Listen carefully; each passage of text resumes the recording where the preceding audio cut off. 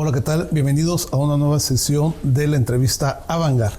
Hoy tenemos un invitado muy especial, el maestro Flavio Meneses.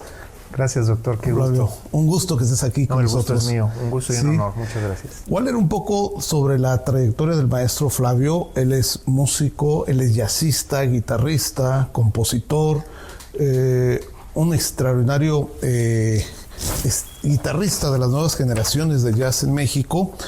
Y él nació en Colima y actualmente radicado en Morelia. Forma parte de la nueva generación de jazzistas mexicanos, como ya se los había comentado.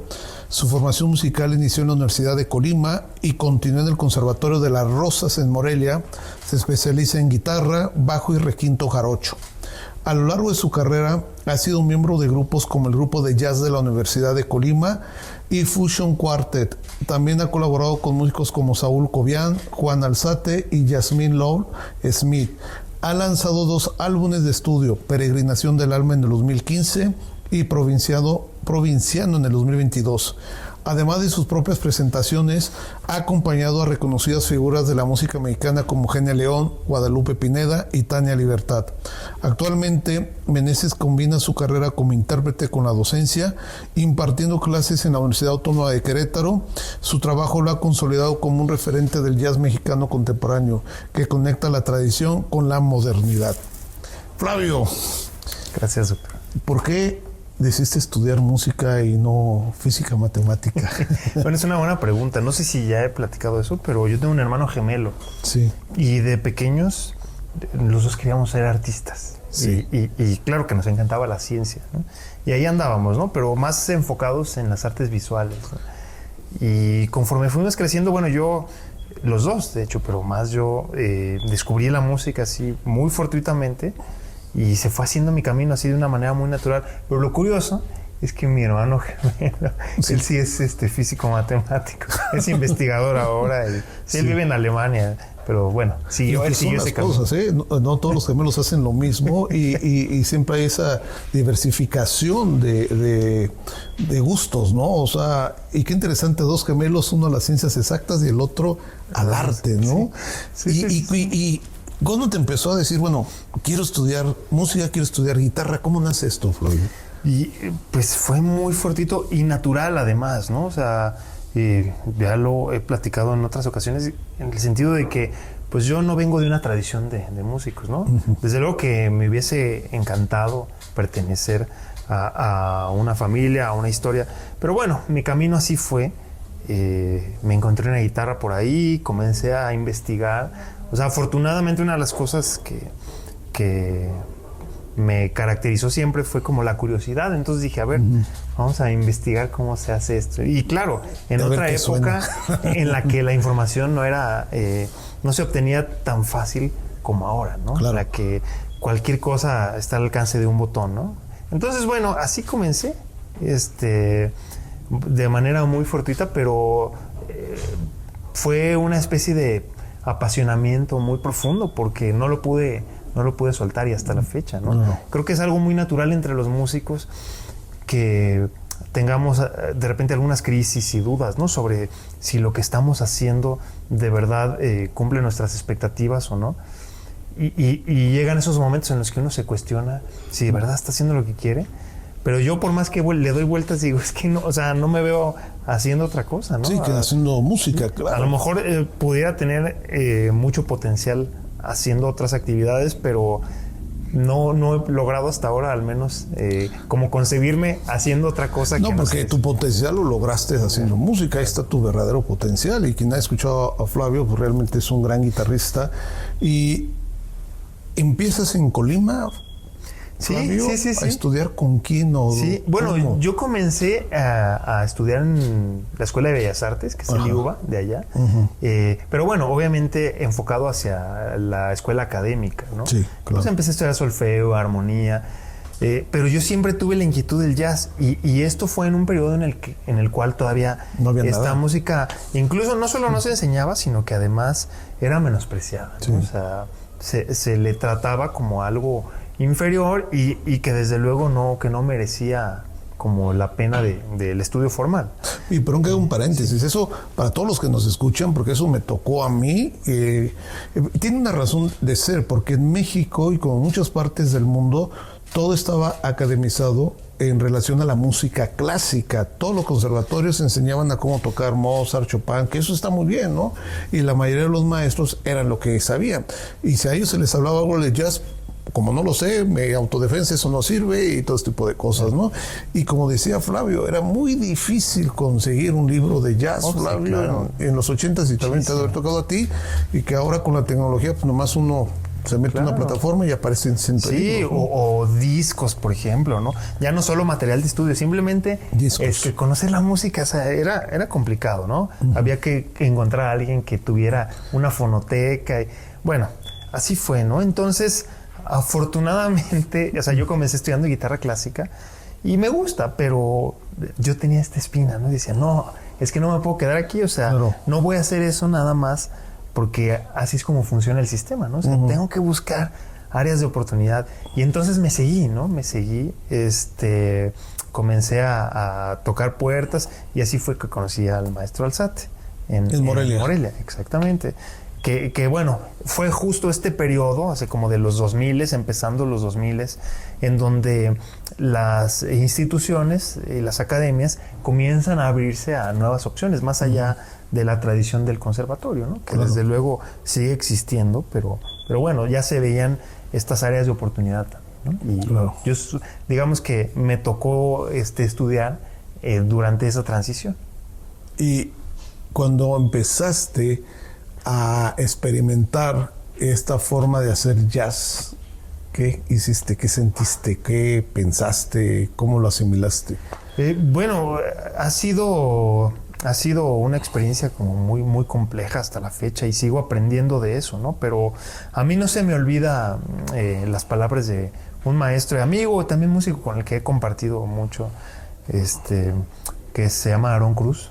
Y yo recuerdo que él decía, bueno, es que para mí esta experiencia yo la pienso, y claro, desde luego tiene mucho que ver con la naturaleza de su instrumento, que él es contrabajista, bajista.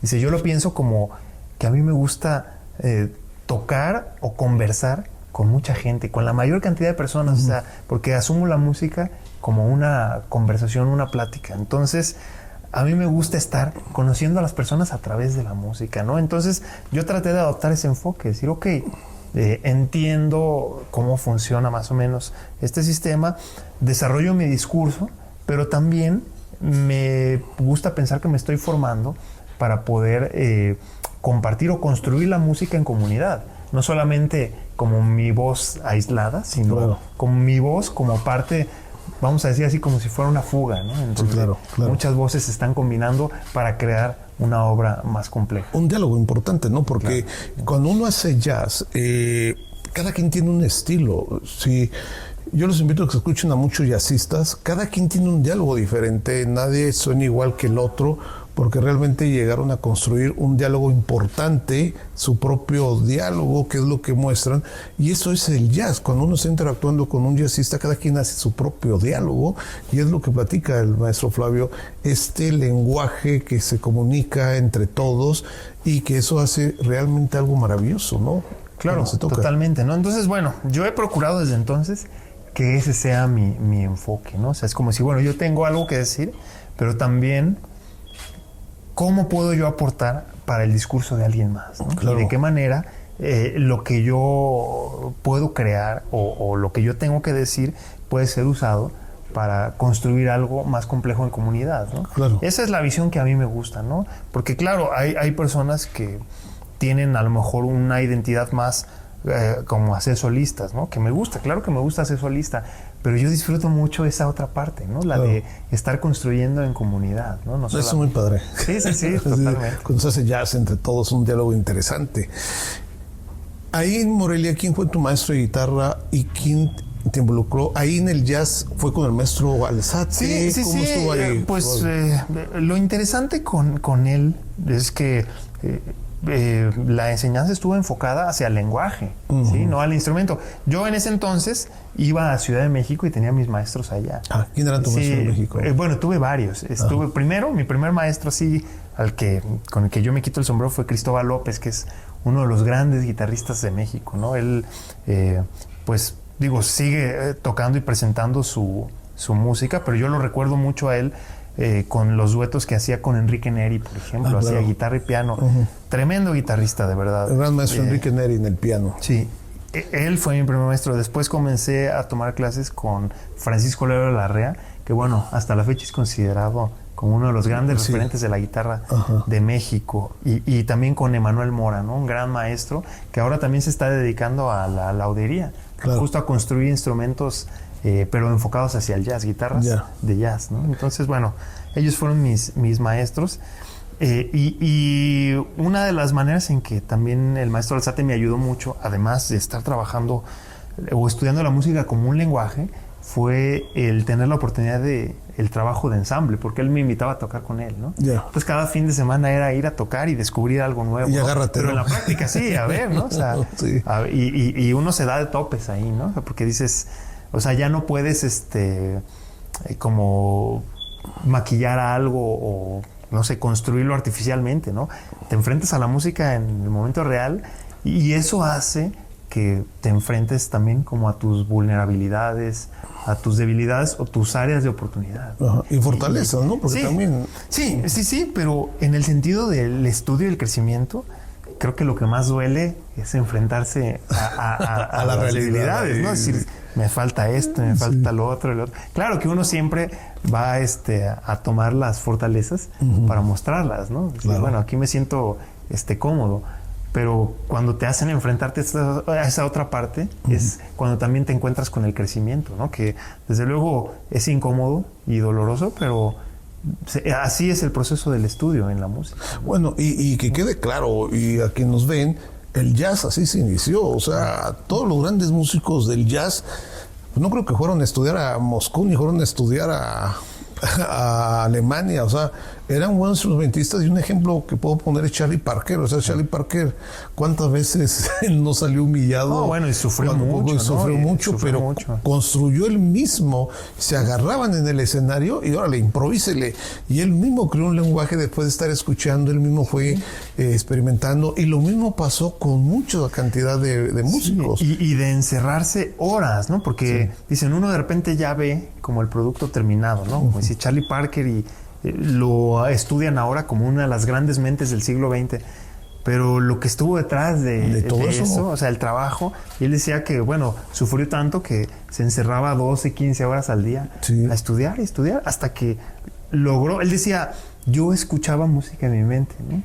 Pero no lograba aterrizarla, dice, y entonces cuando empecé a experimentar ciertas cosas, dice, por fin pude llegar a materializar esas cosas que yo escuchaba, ¿no? O sea, lo cual se me hace interesantísimo, ¿no? El tener esta concepción, como en el caso de él, un genio, que es capaz de visualizar algo que es en ese momento inconcebible, ¿no? Pero él ya lo ve y trabaja hasta llegar ahí, ¿no? Claro, y hasta lograrlo, que así lo hicieron muchos jazzistas. Yo siempre digo, Ella Fitzgerald, pues, ¿dónde fue estudiar Ella Fitzgerald? En ningún lado, simplemente abrió la boca. Y es la referente más grande dentro del jazz al crear muchas situaciones como el ska, el bebop en la boca, bueno, con la voz, perdón.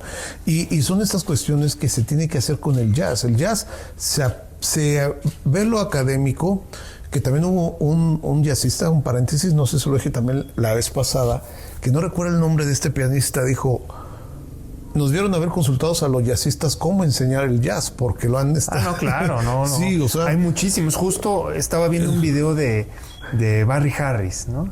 Que es uno de los grandes educadores de finales del siglo XX, y él decía eso, dice, es que de repente ahora me hablan a mí de el modo lidio y el modo mixolidio. Dice, yo jamás escuché eso. Dice, pero ¿sabes qué? Pero lo puedo tocar. Sí. Dice, porque es un lenguaje que hablo. Dice, en mi época, o al menos cuando yo aprendí, eso no se mencionaba así. Dice, ahora se encontraron a lo mejor maneras de sistematizarlo y lo mencionan así. Pero nosotros lo visualizábamos como un lenguaje que se hablaba. Y era así tan simple como, lo hablas, Y lo tocas. O no lo hablas. No, pero por algo muy importante es lo que tú dices, porque sí, ahora todos los alumnos hablan, metió mixolinio y metió el superfrigio alterado. Y, a ver, espérate. Es la misma escala que esta, ¿no? O cosas. Por eso hablaban los jazzistas. Debieron habernos consultado a nosotros cuando hicieron la academia, porque nosotros fuimos los que creamos este concepto.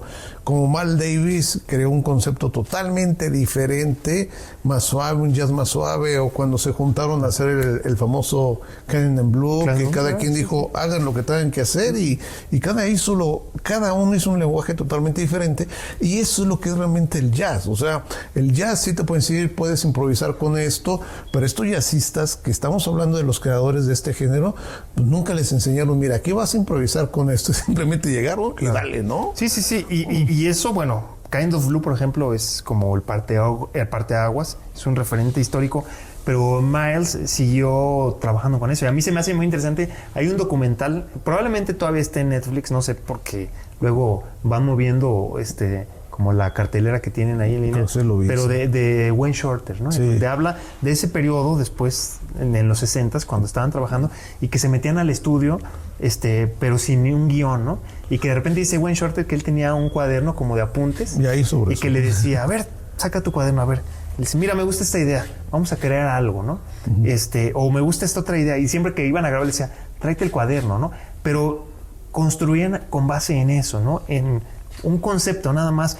Y llegaron a desarrollar algo, que incluso hay un disco de Miles Davis que se llama así, ESP, ¿no? Sí. Que en inglés es Extra Sensorial o Extra Sensory Perception, me parece, que es al final el concepto que él buscaba, ¿no? Un nivel ya de conexión entre los músicos sumamente profundo, en donde de repente había como una semilla, y con base en eso, sin decir nada, simplemente musicalmente empezaban a crear, y se desarrollaba este lenguaje tan profundo que hasta la fecha, después de 60, 70 años, se sigue estudiando. Sí. O sea, ¿qué fue lo que hicieron, no? Entonces, sí. que eso es lo que pasa en el jazz. Por ejemplo, hace poco vi a Keith Jarrett en sus inicios con con Miles Davis y el otro pianista, que se me fue el nombre, que acaba de morir también, Chick Corea, tocando los tres. Sí, claro. Y Sí. cada quien en su rollo. Sí. Y cada uno haciendo su propio lenguaje. O sea, eso viene siendo el jazz. Y mucha gente le tiene miedo, y quien lo menosprecia es porque no sabe hacerlo. Y es un mecanismo de autodefensa. Pero hay algo importante que tengo que decirles. Todo lo que se generó en el siglo XX relacionado con la música pop, del rock and roll, con el blues, el rhythm and blues, el fusion jazz, música disco, el pop, todo viene del jazz, y el jazz tiene muchísimas variedades que hoy en el día, para sorpresa a muchos jóvenes, quieren estudiar el jazz, y hay una infinidad de nuevos diálogos que hay dentro de esta corriente, Flavio. Te vas a Estados Unidos, ¿no? Sí. Bueno, justo durante ese periodo, mi hermano, a quien ya mencioné, él estuvo estudiando allá.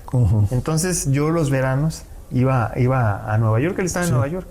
Entonces decía, bueno, no tengo que pagar hospedaje, me quedo ahí con mi hermano, porque bueno, es sumamente caro. Y pues aprovechaba para estar yendo a tomar clases allá. ¿Con quién tomaste clases? Sí. Bueno, estuve con varios guitarristas, ¿no? Con Mike Moreno, sí, con Jonathan Kreisberg y con Gilad Hexelman, que de verdad, bueno, para mí son grandes músicos.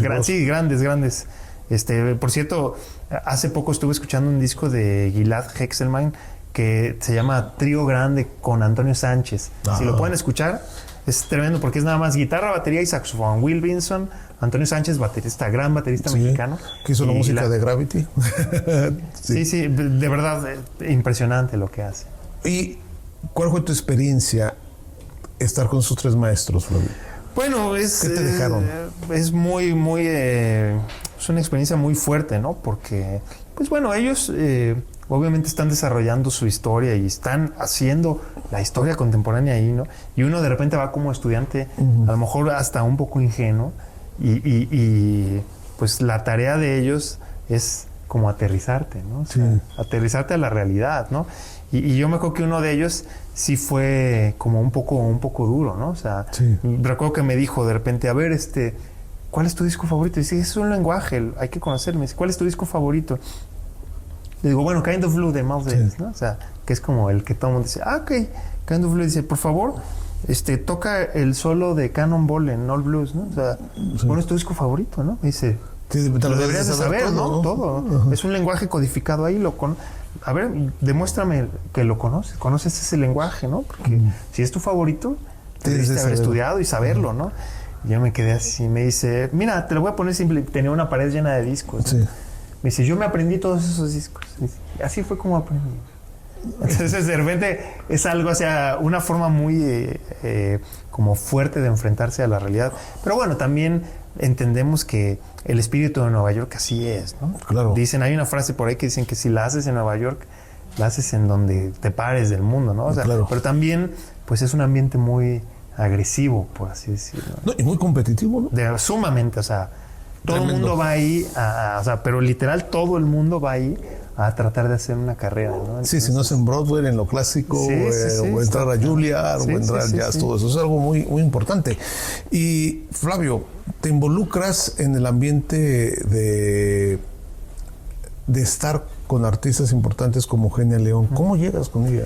Bueno, eso fue también algo fortuito, pero hay un amigo con el que yo estuve tocando desde que llegué a Morelia, que se llama Fernando Mendoza. Y bueno, él ya tenía también mucho tiempo, a través de otros músicos con los que él trabajaba, pues que se involucró en esa escena, ¿no? Y al final, mucho de entrar a esos ambientes tiene que ver con, pues como el currículum que uno va haciendo, pero más en lo personal, ¿no? O sea, como que las personas confían en ti y en tu trabajo, ¿no? O sea, más allá como de las capacidades musicales que uno pueda tener, es, bueno, la certeza que tienen de que se te puede confiar una producción y no vas a dejarlo tirado de alguna forma, ¿no? Entonces, bueno, tuve la fortuna por medio de él que me comenzaron a llamar y pues cada que iba trataba de hacer lo mejor que pudiera, ¿sí? Y eso, bueno, eventualmente te va garantizando que alguien más te hable o que pase en tu teléfono. Claro, claro. Sí, bueno, así es en la música, y se los he hecho incluso a mis alumnos. Tienen que ser muy competitivos para que el día que estén con alguien, esa tarjeta va a ser su representación para que todo el mundo le esté diciendo, oye, mira, fulano de tal. Pero si fallan, aguas. Porque también se cierran las puertas. Si son flojos, si no estudian, si llegan ahí se va y llegué tarde, eso también es una carta de presentación, ¿no? Claro, sí. Y bueno, es algo que uno va construyendo, ¿no? Desde luego que siempre hay un montón de áreas de oportunidad en las que trabajar, pero bueno, uno trata de hacer lo mejor, de acuerdo a mis posibilidades, capacidades, lo mejor posible. Y bueno, eso es lo que hace que el teléfono esté sonando. Oye, Flavio, pero ¿cuántos años tienes con Eugenia que aparte de que habla de la calidad de lo que tu trabajo, de lo que has desarrollado, que fuiste, o más bien te pidió que fueras productor de su último pues disco? Yo comencé a ir con ella en el 2011, o sea, ya son 14 años, 14 ¿no? años. ¿No? Pero bueno, conforme fuimos trabajando, digamos que las personas te van como poniendo pruebas, ¿no? Y como van viendo a ver de qué manera lo resuelves, ¿no? Y ella siempre ha sido una persona como muy cercana a los músicos, ¿no? De hecho, se me hace curioso porque ella jamás va a tratar a alguien como una diva, o no, al contrario, más bien como que ella creció mucho en este círculo y procura tener esta cercanía, pues, ¿no? Entonces, a mí se me acercaba y me decía, oye, fíjate, tengo una idea así, ¿tú qué opinas? ¿O qué podríamos hacer, no? Y yo le decía, mira, pues se me ocurre esto, vamos a probar esto. Yo de repente hacía una maqueta y se la mandaba, ¿no? Y me decía, ay, mira, fíjate, se me antojó esto. Y así eventualmente me fue haciendo encargos y le gustaba lo que yo le entregaba hasta que finalmente me dice, oye, pues mira, quiero hacer un disco y me gustaría que tú lo produjeras, que hicieras los arreglos. Pues va, ¿no? Dije, es una gran responsabilidad. Claro. ¿Qué disco fue, Flavio? Fue el último que grabó ella, ¿verdad? Sí, Esperanza. Ahorita está haciendo... Es que justo fue en este periodo en el que ya los discos están desapareciendo, ¿no? Ahora ya no... Es curioso porque ahorita está presentando... Ese disco se grabó en el 2023 y se presentó a finales del 2023, ¿no? O sea hace 2 años. Pero fue algo como ya inusual presentarlo como disco. Y ahorita ella está haciendo, está presentando sus canciones porque tiene como 2 años. Bueno, desde ese entonces ya lo estaba haciendo. Porque en ese disco presentó una composición de ella que yo arreglé, que fue como su primer composición. Y a raíz de eso, como que le agarró esa vena a estar escribiendo. Y ahorita está sacando, pero ya no como un disco. O sea, lo está pensando como un disco, pero más bien ya son sencillos, porque las redes así lo manejan ahora, ¿no? Sí. Ya como tal, las personas, es curioso, pero ya no buscan el disco. No, el Spotify, o sea, directamente. Vas a Spotify y el nuevo sencillo. Ajá. Entonces ya antes, por ejemplo, un disco se construía de acuerdo a un concepto, ¿no? Era como una obra lineal en la cual tú desarrollabas como una idea general hacia muchos lugares, ¿no? Y podía converger de diferentes maneras, pero era el concepto completo. Ahora no, ahora es el sencillo enfocado a tal fecha incluso, ¿no? Que si va a ser el Día de la Mujer, pues hacia eso. Que si van a ser las fiestas patrias, hacia eso. Así funciona ahora la industria. Es muy curioso, ¿no? Pero más interesante que todo cambia muy rápido, ¿no? Entonces uno tiene que estar... Antes el grabar un disco era lo máximo, porque eso era la carta de presentación, donde el disco, si funcionaba, funcionabas tú, si no, pues exacto. Gracias, por participar. Sí, y bueno, ahora va así. Justo hace como una semana presentó un sencillo que yo grabé el requinto, pero el requinto de trío, que se llama Anoche te soñé. Si lo pueden buscar en Spotify, ahí está. Anoche te soñé. Es una composición de ella. Muy, muy bonita, porque eso lo está produciendo, Rocino Serrano, pero los arreglos los hace también Fernando de Santiago, que Fernando de Santiago es uno de los grandes referentes del mariachi y la música vernácula mexicana. Él, fue productor de los discos más famosos de Pepe Aguilar, Vicente Fernández, Alejandro Fernández, toda esta gente, ¿no? Que está, muy que son referentes de la música ranchera mexicana. Bueno, él, tremendo músico, Fernando de Santiago, y él está trabajando en estos sencillos que está presentando ahora. Y Flavio, ¿cuál ha sido tu experiencia estar con ella y a la vez estar con Guadalupe Pineda y con Tania Libertad cuando se juntan las tres? ¿Cuál ha sido tu experiencia? Es una gran responsabilidad, porque yo simplemente veo como el currículum de todas las personas que han pasado por ahí y de repente sí es intimidante, ¿no? Sí, híjole, pues hay que hacer bien el trabajo, ¿no? Muy, muy bien el trabajo, ¿no? O sea, de repente veo ahí cada una de ellas, ¿no? Porque son diferentes, ¿no? Tania Libertad, desde luego, fue muy conocida por este asunto del canto nuevo a finales de los 70s, principios de los 80s, pero tiene una tradición muy fuerte latinoamericana. Claro. ¿No? O sea, en general la música de Perú, que ella es de Perú. Claro. Es famoso por interpretar, perdón que interrumpa, la de Concierto para una sola vez. Concierto para una vez, claro, sí, esa, ¿no? Pero bueno, siguió la tradición de personas como Chabuca Granda, por ejemplo, ¿no? Que tocaban estos valses peruanos, limeños, muy guitarrísticos, ¿no? Entonces yo de repente escucho unas grabaciones y digo, ¿cómo voy a hacer eso, no? Pero bueno, pues hay que estudiar. Ella tenía un guitarrista muy interesante, yo recuerdo, que se apellidaba Lozano, creo. Un extraordinario guitarrista. Es que han pasado cada persona por ahí que de verdad, que yo digo, a ver cómo le hago, ¿no? Incluso hay por ahí grabaciones con Atahualpa Yupanqui, por ejemplo, que son así los grandes referentes de la guitarra latinoamericana, así que dices, híjole, ¿no? ¿Cómo le voy a hacer?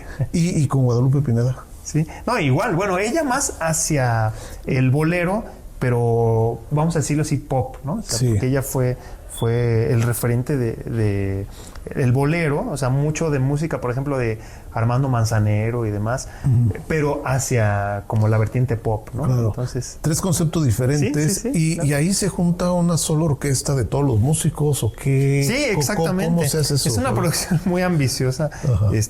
Justo ahora vamos a tocar en un par de semanas. Vamos a estar en Chihuahua, no recuerdo dónde vamos a ir, pero logísticamente es muy complicado porque justo cada una de ellas quiere llevar a su grupo. Sí, claro. Entonces, se tiene que armar un grupo, como un gran grupo de los 3 grupos, ¿no? ¿A poco sí? Sí.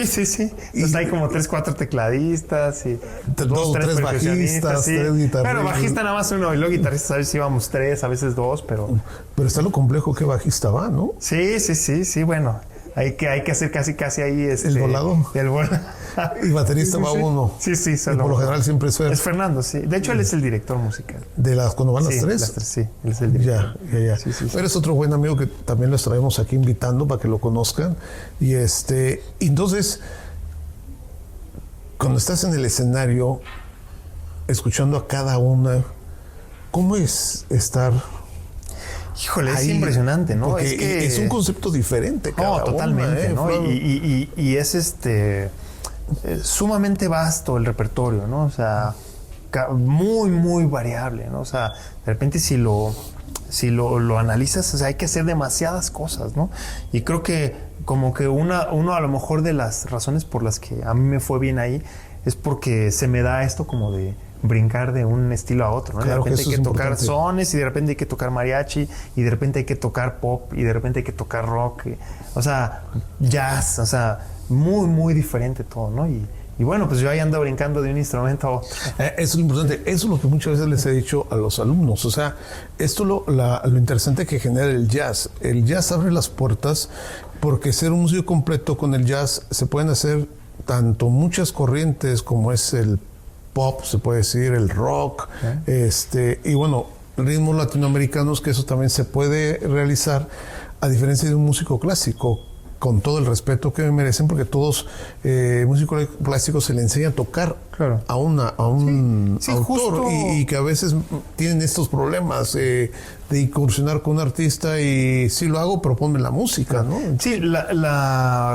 como la ventaja o la fuerza o valor que da el jazz ya como música académica es que la base del trabajo está en abordar la música, como lo comenté, como un lenguaje, ¿no? Entonces uno se hace estas herramientas, ¿no? De que puedes escuchar algo y sabes cómo desarrollarlo, ¿no? Aunque a lo mejor incluso no estés como sumamente familiarizado con ese estilo, pero ya desarrollaste la habilidad de abordar la música como un lenguaje que entra por el oído. Entonces lo oyes y dices, lo decodificas y lo puedes tocar, ¿no? Claro. Así escuchándolo.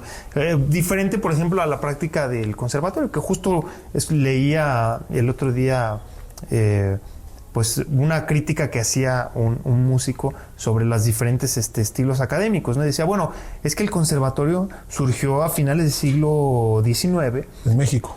No, en general en el mundo.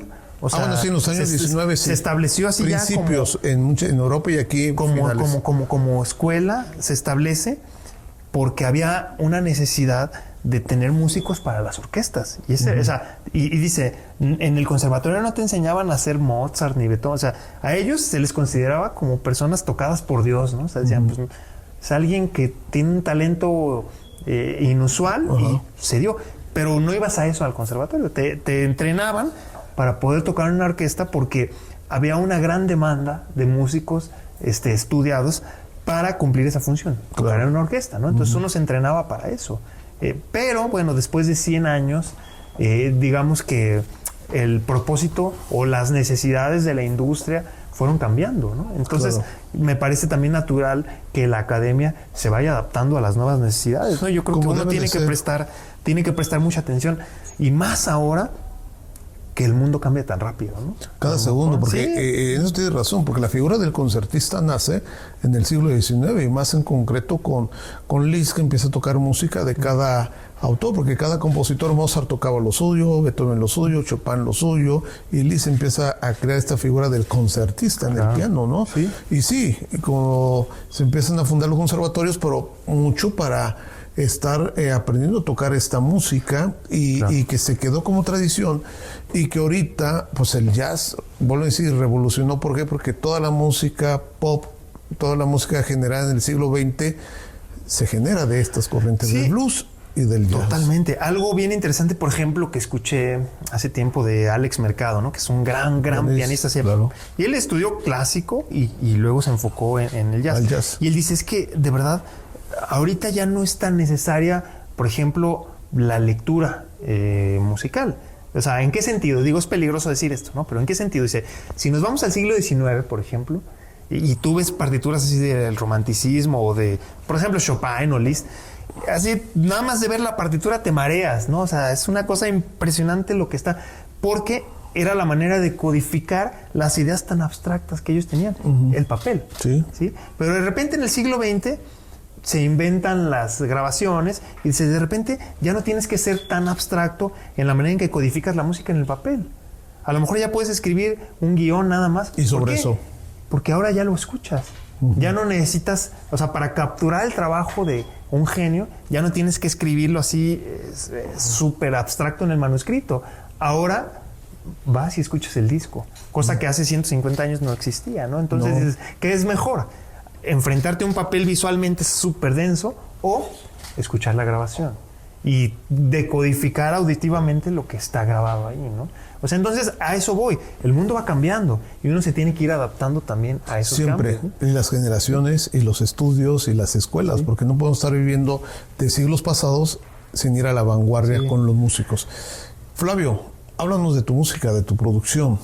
Bueno, tengo varias. La última que hice hace 3 años, que se llama Provinciano. Bueno, ese disco en específico lo dediqué a Colima, porque yo soy de Colima, y traté de como retratar escenas que me marcaron, sobre todo en mi infancia, ¿no? Digo, en diferentes etapas, pero principalmente en mi infancia. Y obviamente lo hice enfocado al desarrollo jazzístico, aunque quise abrirlo un poco, ¿no? O sea, por ejemplo, es jazz, pero no toco, por ejemplo, swing para nada, ¿no? O sea, hay un tema que es una cumbia, por ejemplo. Ya. Pero con tintes jazzísticos. Sí, o sea, el desarrollo es jazzístico completamente. O sea, es jazz. Y tuve la fortuna de que me acompañaran en ese disco los que yo considero así como mis ídolos, ¿no? O sea, como Diego Franco, bueno, estuvo Alex Mercado, Fernando estuvo tocando la batería, estuvo Luri Molina en el contrabajo, Joe Detien en la trompeta. O sea, me sentí muy, muy cobijado por ellos. Y es jazz, desde luego. O sea, es que hablar de jazz es algo como muy, como decía Frank Zappa, ¿no? Huele chistoso. Sí. O sea, pero bueno, o sea, yo lo pensé en ese sentido. Bueno, ¿de qué manera puedo hacer algo que me represente o que represente esto que yo quiero decir, ¿no? Sí. Y dije, a ver, pues, ¿por qué no puedo hacer una cumbia, no? Claro. Y ahí está, ¿no? O sea, digo, a lo mejor, no es una cumbia que se pueda bailar, desde luego, pero es un estilo. Pero partí de eso, partí de ese ritmo, de esa fórmula rítmica, porque en general creo que algo que caracteriza al jazz y a las músicas populares es que parten de una semilla sumamente poderosa, que es el ritmo. De ahí viene como todos los grandes desarrollos que siguen después, ¿no? Entonces dije, bueno, esto es algo muy fuerte, ¿por qué no partir de ahí, no? Y claro, viene un despliegue como muy, muy amplio y complejo, pero sale de ahí, dije, una cumbia, ¿ok? Qué interesante. Y entonces, ¿tienes 2 producciones? Sí. He hecho varias, pero que yo considero así como que me siento como satisfecho para mostrarlos, y tengo 2, ¿no? Y justo estoy ya planeando la tercera, que es raro porque en el contexto jazzístico se graba por sesiones, ¿no? Entonces de repente no sucede esto que mencionábamos de los sencillos, pero, o sea, tú rentas un estudio para una tarde o una noche o 2 días y te encierras con los músicos a tocar y tocar, y lo natural es tener un disco, pero lo estoy tratando de replantear porque, como comentábamos, pues ya ahora el asunto del disco cambió, Sí, ¿no? claro, pero ahora nomás se graba y se pone en la ¿cómo se llama? La plataforma, Sí. ¿no? Y estoy pensando a lo mejor como fusionar, por un lado, esta experiencia de crear el jazz espontáneamente ahí con los músicos en el estudio, pero por otro lado también a lo mejor trabajar más con la tecnología y la producción, ¿no? Okay. Y hacer como una mezcla de las 2 cosas, ¿no? Porque si lo voy a presentar así como un sencillo, digo, ¿por qué no puedo? A lo mejor pienso en los Beatles, ¿no? O sea, los Beatles tuvieron este fenómeno así de transición tan espectacular en el cual dejaron de tocar en vivo porque ya aquello no funcionaba. No, pues no era más, se veían más la tecnología. Se veían más los gritos que la música. ¿no? Entonces de repente en ese periodo dicen, ok, ¿por qué tenemos que grabar canciones así como se tocarían en vivo? ¿Por qué no me puedo meter al estudio y grabar capas y capas y hacer ya experimentos sonoros, ¿no? Que se puede considerar como arte sonoro, ¿no? O sea, desde, por ejemplo, Revolver y todos los discos que siguieron después, ya... Sargento Pimienta. Sí, que es cada tema es así una plataforma de experimentación en el estudio, que dicen eso en vivo. Desde luego que en esa época no lo pudieran haber hecho, ¿no? Entonces, esa es la otra cara, ¿no? A ver, puedo jugar ahora, tengo todas estas herramientas, ¿por qué no las uso a mi favor también? Claro. Y que no sea nada más el capturar lo que sucede espontáneamente en el estudio como dicta la tradición jazzística, sino bueno, ok, ya estamos en el siglo XXI, tengo esto a mi favor, lo voy a usar también, ¿no? Claro, qué interesante. Flavio, ¿hacia dónde vas?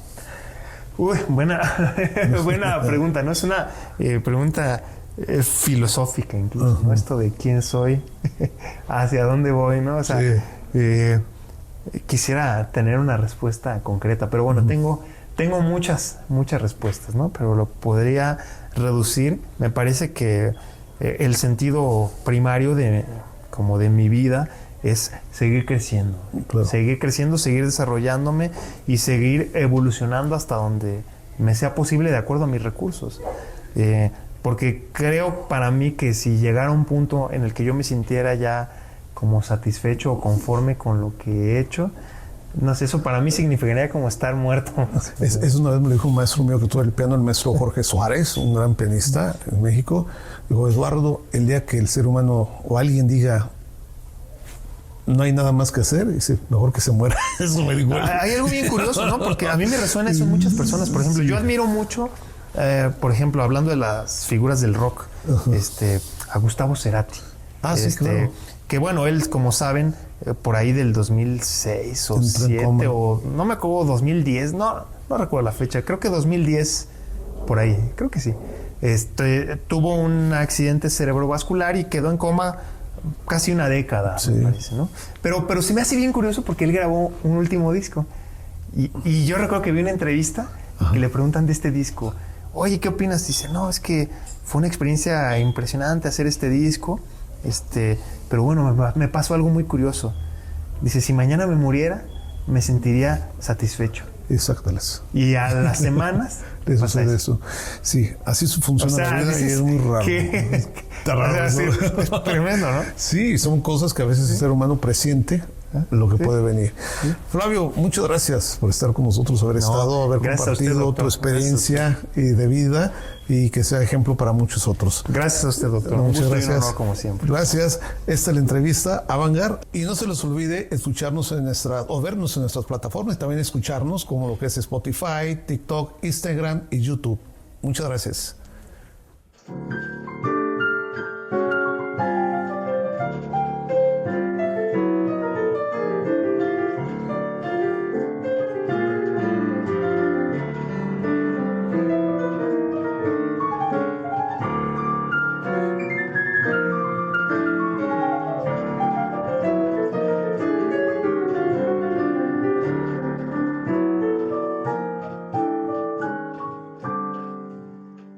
Esta es una producción del Centro de Estudios Críticos en Cultura Contemporánea de la Secretaría de Extensión y Cultura Universitaria para la Universidad Autónoma de Querétaro.